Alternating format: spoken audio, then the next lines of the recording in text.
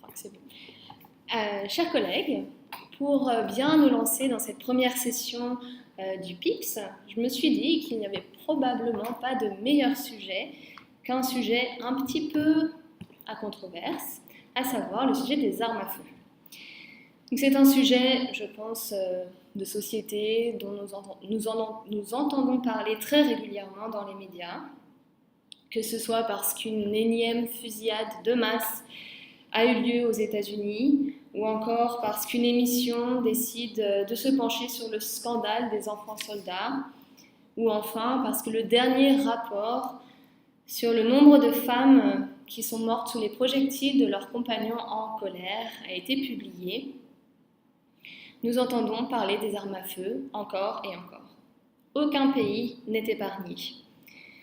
Et comme les exemples que je viens de citer le montrent bien, les armes à feu sont malheureusement utilisées partout dans le monde et également dans des zones qui ne sont pas des zones de conflit. Malheureusement, la situation ne va très probablement pas changer de sitôt. En effet, selon le peu de chiffres que l'on peut avoir, il s'agit d'un marché bien juteux. Selon les estimations, la vente d'armes classiques, donc il s'agit là d'armes qui ne sont ni des armes nucléaires, ni des armes chimiques, ni des armes biologiques, atteindrait 80 milliards d'euros par an. Et ce marché est un marché qui produit bien plus que seulement de l'argent, malheureusement. Chaque année, au moins 500 000 personnes meurent à cause des armes à feu, que ce soit dans des zones de conflit ou non. Mais toutes ces personnes qui meurent ne sont pas la seule conséquence de l'existence des armes à feu sur la planète Terre. En effet, le trafic d'armes, et notamment le trafic des armes légères et de petit calibre, a des répercussions dramatiques dans nos sociétés. Les exemples les plus parlants se trouvent dans des pays comme le Guatemala ou encore le Mexique, où la violence armée bat tous les records. Et aujourd'hui, c'est précisément de ces armes légères et de petit calibre dont je voulais vous parler. Je vais vous épargner une définition précise de ces armes, mais pour faire simple, ce sont des armes que l'on peut facilement porter sur soi et dissimuler. Et grâce à ces caractéristiques, ce sont des armes de choix pour tous les membres de gangs criminels.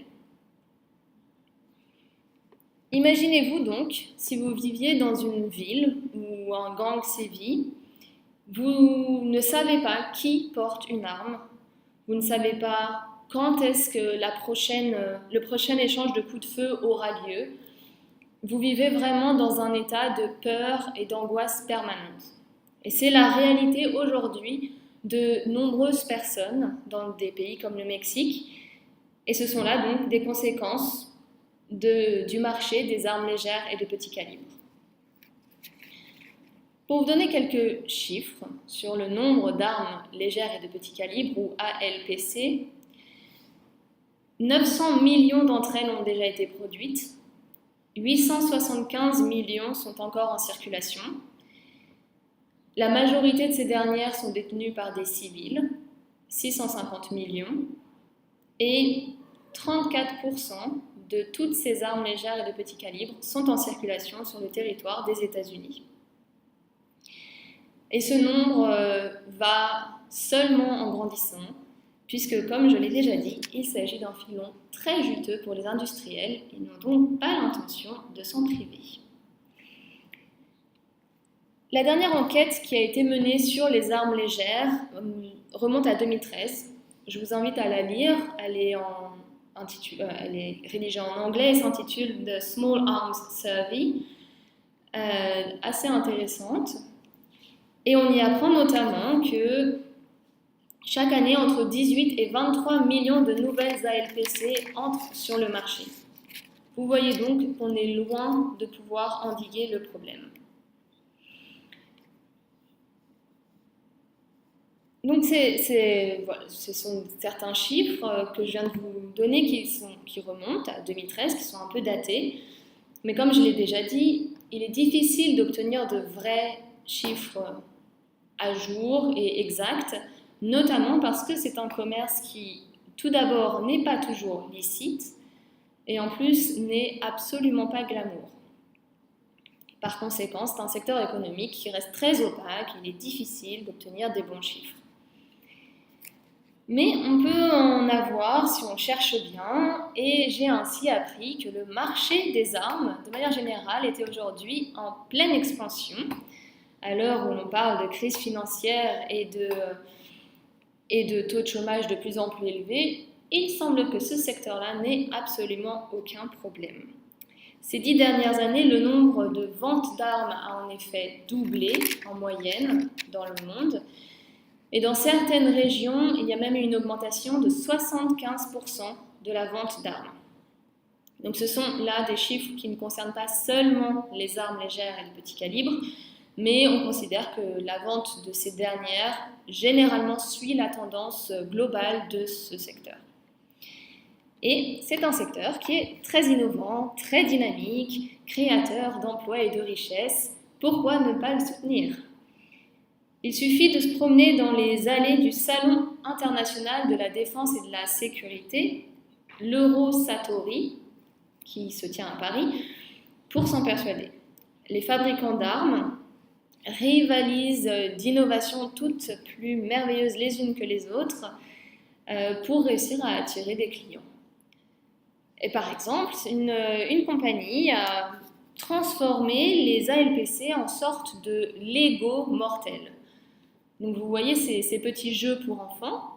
Le principe est le même. On achète un pistolet qui sert de base, pour ainsi dire, sur laquelle on peut clipser les différents éléments de l'arme.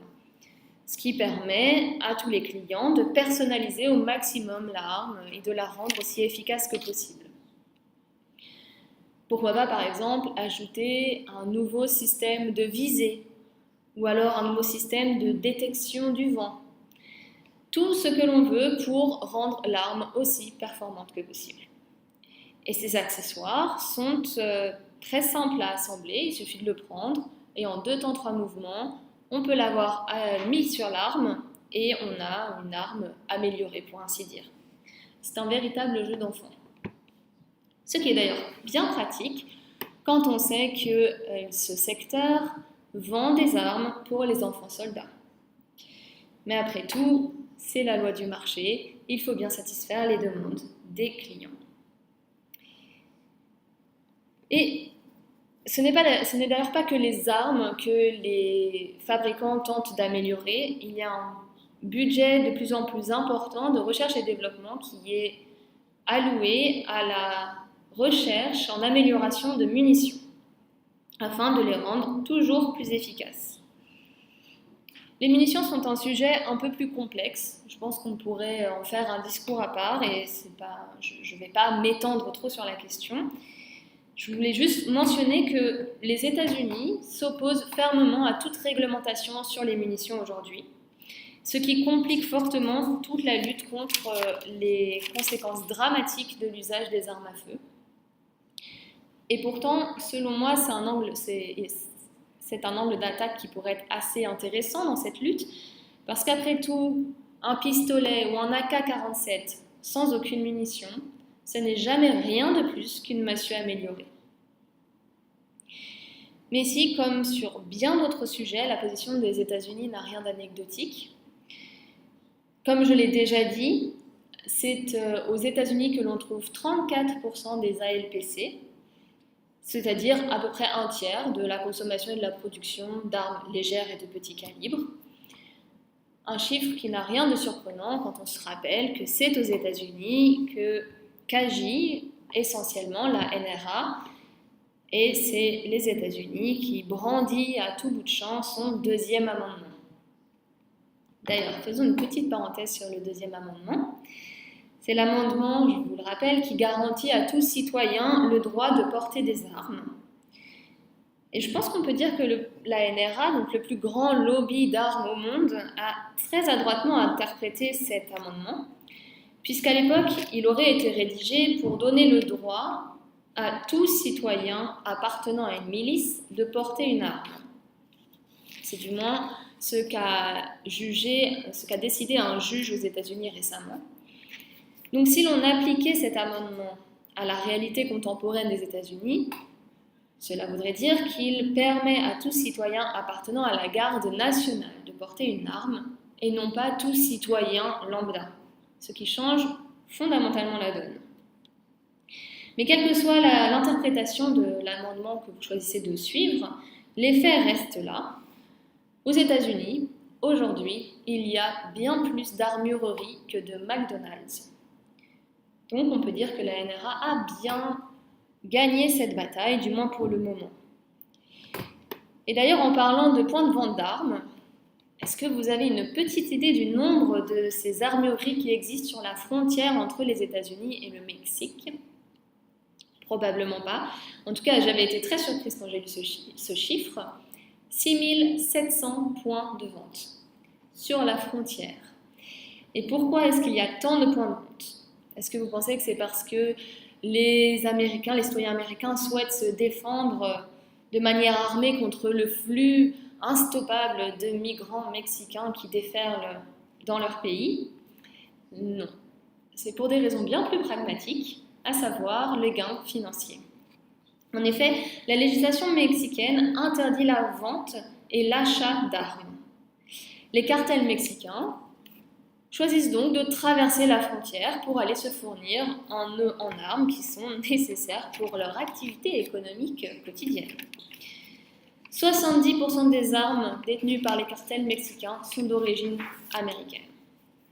Et quand on sait que la migration en provenance du Mexique vers les États-Unis est surtout et souvent liée à l'installation de cartels au Mexique et à la violence armée qui en découle, j'ai souvent les doigts qui me démangent et j'ai envie d'envoyer un tweet au président Trump pour voir s'il ne pourrait pas changer sa position pro-armes.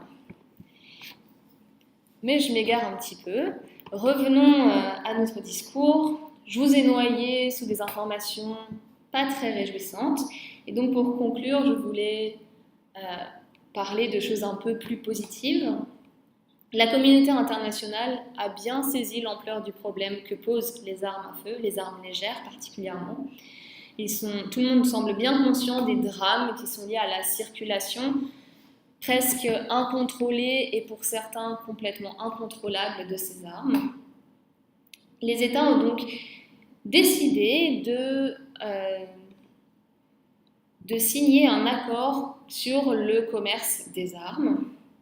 Après de très longues et âpres négociations, vous vous en doutez, les États-Unis n'ont pas facilité la chose, étant donné qu'ils sont contre toute réglementation sur les munitions, comme je vous l'ai déjà dit.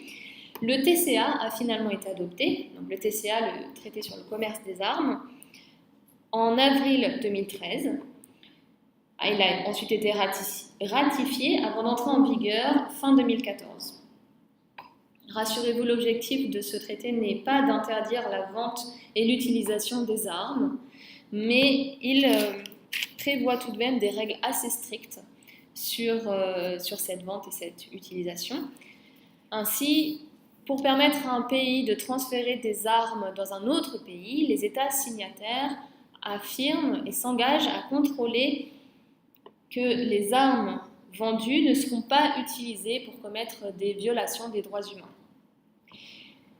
Bien évidemment, ce traité a de nombreux détracteurs, des personnes qui regrettent qu'il n'aille pas assez loin, qu'il ne soit pas contraignant, mais je pense qu'on peut s'accorder sur le fait qu'il s'agit là d'une première étape qui a été franchie, et c'est assez réjouissant. Et de plus, depuis 2001, un programme d'action des Nations Unies contre les armes légères et de petit calibre existe. Un programme qui a été lancé avant que ce TCA ne soit signé, parce que Kofi Annan pensait que les armes légères étaient des armes de destruction massive contre lesquelles il était plus facile de lutter. Il aimait d'ailleurs rappeler que les armes légères et de petit calibre étaient responsables, chaque année, d'autant de morts qu'Hiroshima et Nagasaki réunis. En 2018, c'est la France qui a la présidence de ce programme d'action. Espérons donc que des progrès seront faits, notamment pour mettre en œuvre les outils dont le programme d'action dispose déjà, mais qui sont peu utilisés.